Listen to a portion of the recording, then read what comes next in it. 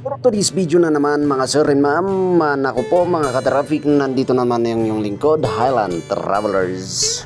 Napakasaya na tignan ng isang farmer na kumikita. Pero sa panahon ngayon na mababa ang presyo, ano ang i-expect ng mga farmers natin? Ito ang naging situation, kaya let us all give thanks to Mr. Jeffrey Salis Bikasan. Okay? Kasi instead na parang nalulumoral siya na masasayang ang kanyang pinagpaguran, yan, dinonate niya po yung kanyang crops. Yan, dinonate niya po sa ating mga kapulisan. Ito yung napakagandang example sa atin eh. Kakaiba tayo eh. Kasi di ba parang yung mga farmers natin, they are facing hardship right now kasi mababa yung presyo. So parang yung iba dyan, parang nalulumoral, nawawalan pag-asa, sinisira na lang.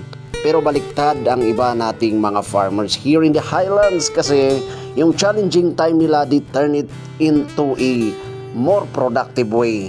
Kasi sa challenging situation nilang ito yung naging opportunity para at least makatulong naman sila sa iba. Kahit na hindi nila maibenta yan, at least pwede nilang i-donate dun sa nangangailangan. Kaya ito yung isang importante na makikita natin, dapat i-support din natin ang mga local farmers natin, okay? Para hindi masayang ang kanilang pinagpaguran. Dapat din maunawaan natin kung gaano kahalaga yung pinagpaguran nila. Diba?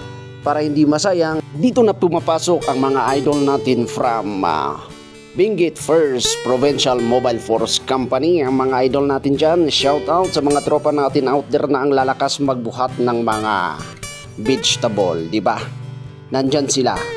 Kung mataas ang presyo, nandyan sila para makipag-harvest at mabilis ang pag-harvest. Pag naman mababa ang presyo, naku po, in return naman, idodonate ni farmers ang kanilang mga vegetable para hindi masayang. Kaya ito na ang lakas-lakas ni Sergeant Ray, diba? Para hindi masayang yan, hinarvest na ng ating mga tropa, ikakarga sa ating mobile para later on is idodonate natin sa mga nangangailangan. Okay? Kaya shout out mga idol, at least hindi natin sasayangin yung pinagpaguran ng mga local farmers natin. Sayang naman pagsisirain yan, di ba? At least makakatulong pa tayo. Dahil sa pagtutulungan natin sa isa't isa, yung pag-harvest natin ng crops, ang police officers natin and local farmers natin also strengthening the bond between the community and the law enforcement. It's a great example also how different sectors can come up together.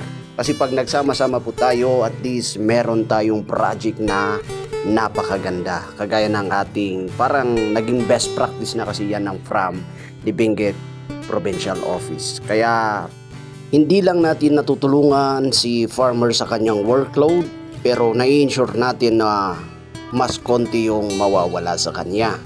In return naman, minsan, gaya nga ng sitwasyon ngayon, at least police officers naman ang nakikinabang, kinukuha nila yung crops ni Mr. Farmers at ipabibigay sa ating mga in-need person. Kaya nakita natin ang vice versa. So, wala akong magagawa. I salute much our local farmers, but don't forget also the effort of our police officers, okay? Kaya ito na ang ating mga tropa, para hindi masayang po yung mga pinaghiraman ng ating mga farmers, diba? Especially kay Sir Jeffrey Bakasan who donated his crops. Sir, thank you so much. Nandito na po, pinamimigay na po nila yung dinonate nyo pong umbok. Nandito na po sila sa may Mangkayan proper para i-donate na po yung wombok mo. Kaya sir, mabuhay ka, magtanim ka ulit. Huwag kang mag-alala, nandito ang ating kapulisan para suportahan ka at in-rate anuman ang kalalabasan niyan in the near future. Congratulations na Benguet First Provincial Mobile Force Company. Matago-tago tako amin.